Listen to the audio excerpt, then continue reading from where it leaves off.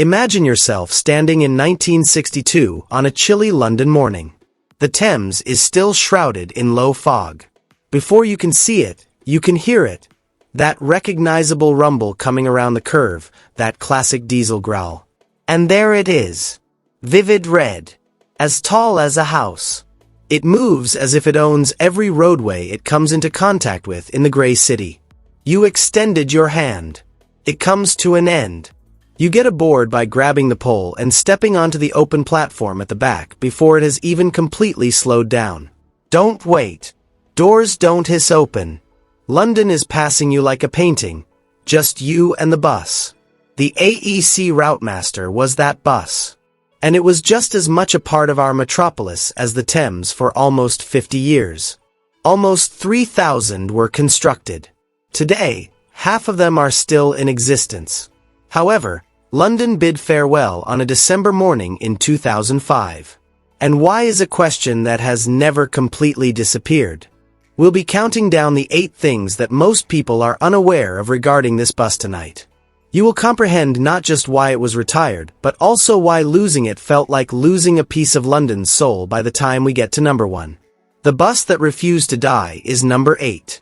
Our countdown begins at the conclusion of the story rather than at the beginning. Because the first surprise resides in the conclusion. The Routemaster did not go away gently on December 9, 2005, when it was formally withdrawn from regular London service.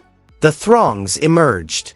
As the last Route 159 service made its farewell trip, crowds gathered in South London streets. Adults cheered a bus while standing in the cold on pavements.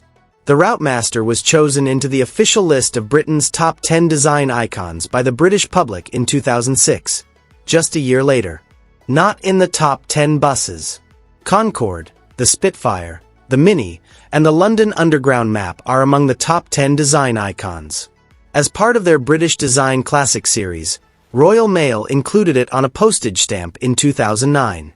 After being retired, heritage routes continued to operate for years, attracting travelers from Sydney, Tokyo, and New York who simply wanted to sit on the top deck and take in the cityscape. Additionally, a brand new Routemaster with an open rear platform that was directly inspired by the original went into operation in London in 2012. The city was unable to abandon the concept. Because some things are more important than the choice to terminate them. The reason London let it go. Number 7. However, this is the portion of the narrative that continues to evoke intense emotions. Despite being worn out, the Routemaster was not retired. The majority of the remaining Routemasters were structurally sound by the early 2000s, according to Transport for London's own engineers. The bus's aluminum framework was resilient. The open rear platform, which is what made the Routemaster so popular and what you walked on that chilly 1962 morning, was the true issue. All public transportation must be completely wheelchair accessible and step-free according to current disability access regulations. That was not conceivable because of the open platform. In addition to breaking the law, Transport for London's own records revealed that the open platform was seriously injuring one person each month.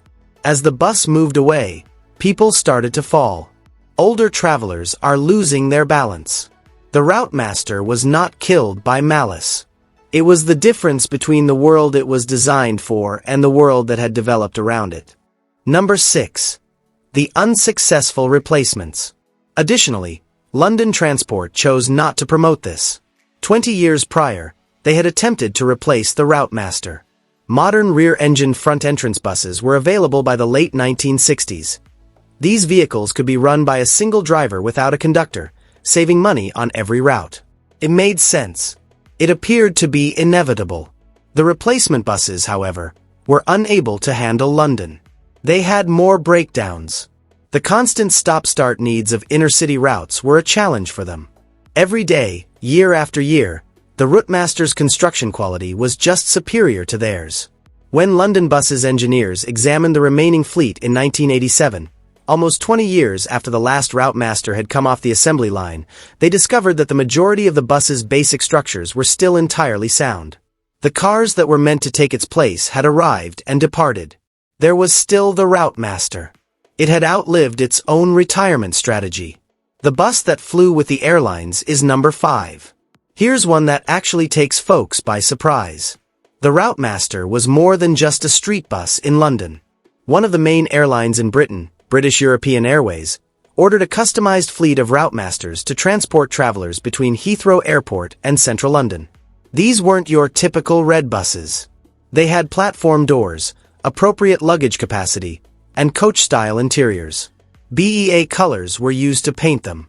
In the same automobile your grandmother used to drive to the market on Saturday mornings, they transported passengers who had just arrived from New York or were about to board a trip to Johannesburg. Quietly transporting some of Britain's most frequent passengers, this bus was built for street corners. Nowadays, very few people can recall the Routemaster's range. The Spy Who Counted Buses. Number 4. Hold on, because this one links the Routemaster to the most well-known fictional spy in history. One afternoon in the early 1950s, Ian Fleming, the author of James Bond, was sitting in a London pub and observing the traffic outside the window. For his new secret agent persona, he needed a code designation. He just counted the red double-decker buses passing by, according to a widely publicized account. 7, he counted. And 007 came into being. Later, in 1973, Roger Moore got Real bus driving instruction to operate a red double-decker on screen when he was getting ready to film Live and Let Die, the most cherished bus in London and the most famous spy in the world. One man, one pub window, and a typical city afternoon brought them together. The engine you could change in an hour. Number 3. Most people were unaware of how cleverly the Routemaster had been designed to continue moving. One detachable subframe supported the whole engine, radiator, and front mechanical assembly. An entire engine switch could be completed in less than an hour by a skilled crew at the Aldenham Works maintenance depot. This was not just brilliant, but it was the difference between a bus that kept London moving and one that sat in a garage for a transit system that runs thousands of vehicles across hundreds of routes every single day. By midday, a Routemaster that malfunctioned in the morning might be restarted. That level of dependability is not coincidental. It is the outcome of engineers who realized that a bus's quality depends on how much time it spends on the road. The bus that drove like nothing else was number 2. Now we are almost at the start.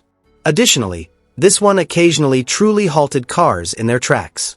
Many London transport drivers were truly shocked when the first Routemasters were given to them in the middle of the 1950s. Every bus they had ever driven was physically taxing, hefty, and sluggish to react.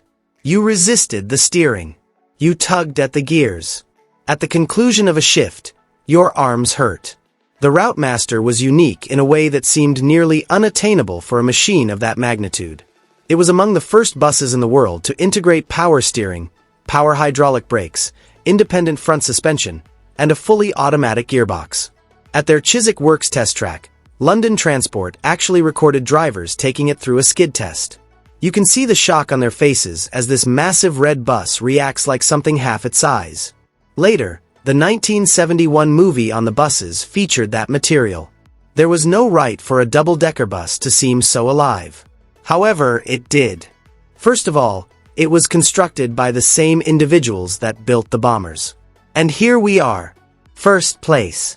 The reality that lies beneath everything else. The Routemaster outperformed other vehicles on the road in terms of intelligence, weight, and durability. London Transport had donated its own engineering workshops to the war effort during World War II. Lancaster bombers were being built and repaired by the engineers and mechanics who typically serviced buses. Using aluminum. Learning how to build lightweight structures. Discovering the methods used by the aviation sector to build airplanes robust enough to endure the skies over Germany. These same engineers applied all they had learned to the construction of a new bus that London needed after the war.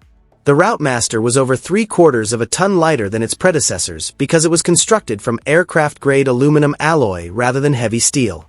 It improved handling, fuel efficiency, and structural integrity for decades longer than anyone had anticipated because to that one choice.